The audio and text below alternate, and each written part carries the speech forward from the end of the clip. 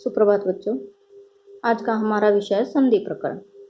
संधि के विषय में जानने से पहले हम वर्ण विच्छेद, जिसका कि दूसरा नाम है वर्ण विन्यास, को जान लेंगे और उस वर्ण संयोजन के बारे में पढ़ेंगे।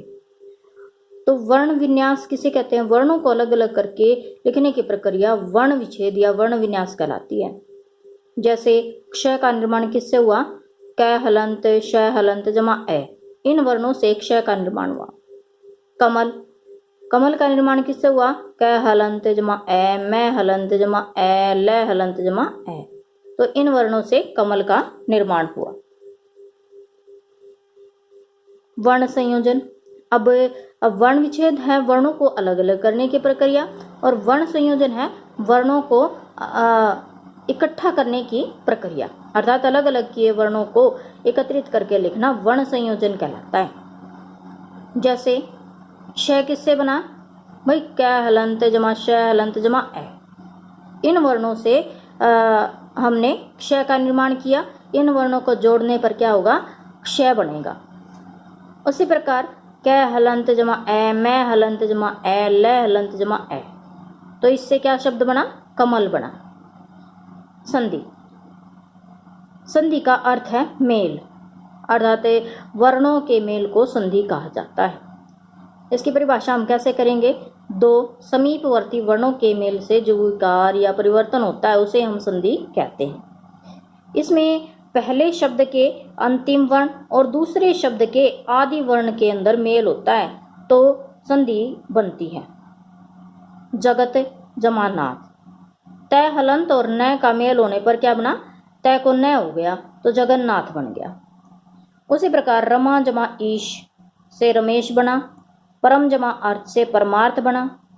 संधि विच्छेद किसे कहते हैं? संधि विच्छेद संधि के नियमानुसार मिले शब्दों के वर्णों को अलग अलग करके लिखना संधि विच्छेद कहलाता है। अर्थात जो संधि के नियमानुसार इकट्ठे किए थे ना शब्द वर्ण, उनको हम क्या कहेंगे? संधि विच्छेद कहेंगे।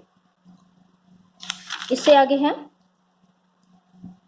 जैसे हमने पढ़ा वागीश को पढ़ा, वाक हलंत जमा ईश से क्या बना? संधि करें, संधि विच्छेद वाक हलंत जमा ईश, और संधि करेंगे तो वागीश बनेगा।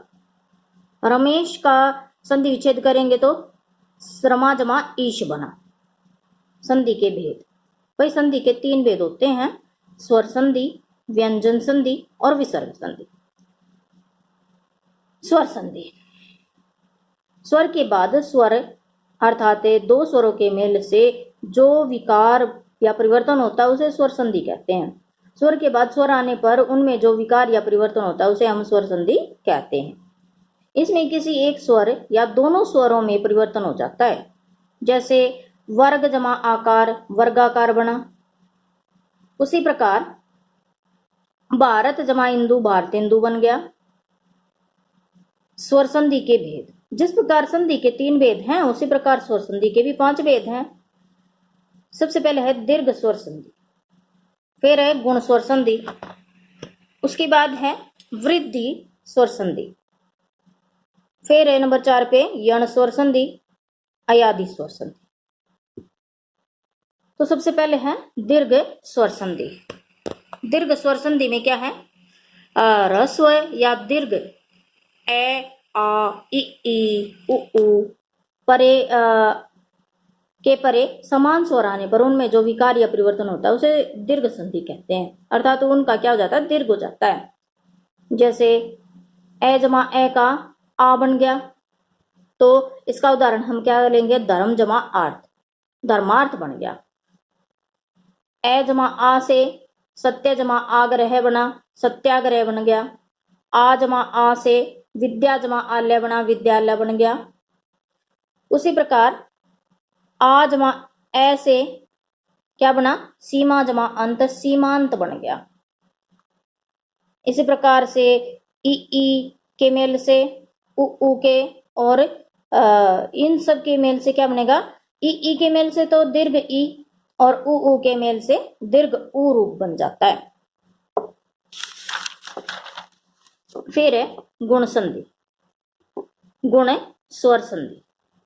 ए या आ का मेल ई से होने पर ए और उ से होने पर ओ हो जाता है, तथा री से होने पर, मतलब कि री परे होने पर क्या होता है, अर हो जाता है, अर में परिवर्तित हो जाता है, उसे हम गुण स्वर संधि कहते हैं। जैसे ए जमा ई से ए बना, वीर जमा इंद्र, क्या बना, वीरेंद्र बन गया।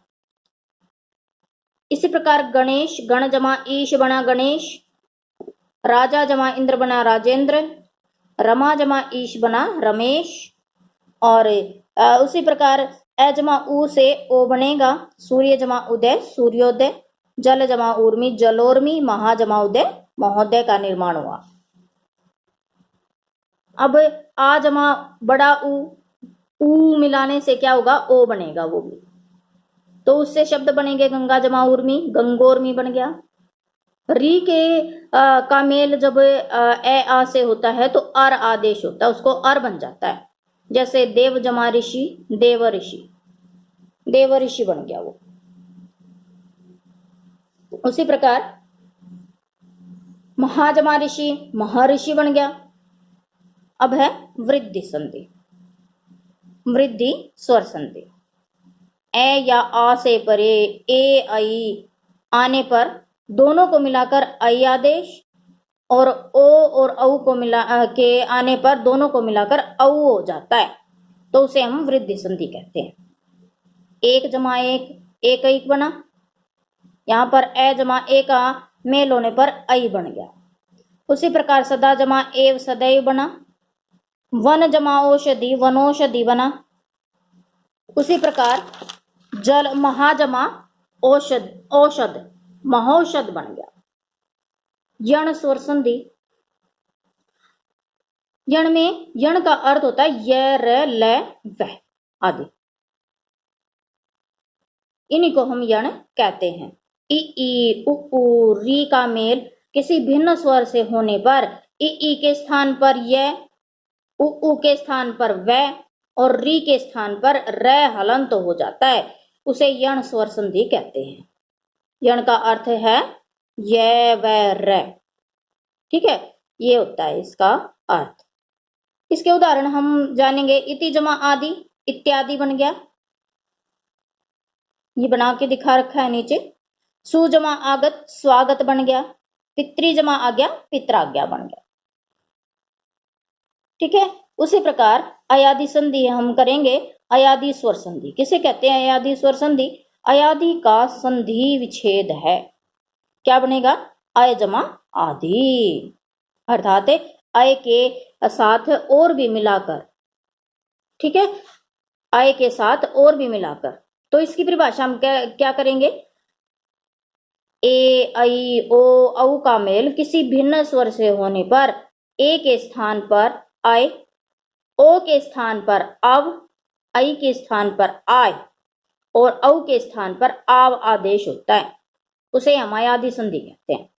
जैसे हम उदाहरण ले लेते हैं। ने जमा अन, नयन बन गया भाई, क्योंकि ए का क्या बन गया? आय बन गया, और ए का जो है ये के अंदर मिल गया। पो जमा अन, पवन बन गया। उसी प्रकार नई जमा अक, नायक बना, और पौ जमा अक, पावक बना, ठीक है। तो हमने स्वर संधि को जाना, इसके आगे व्यंजन संधि को हम कल पढ़ेंगे या अगले वीडियो में जानेंगे। धन्यवाद।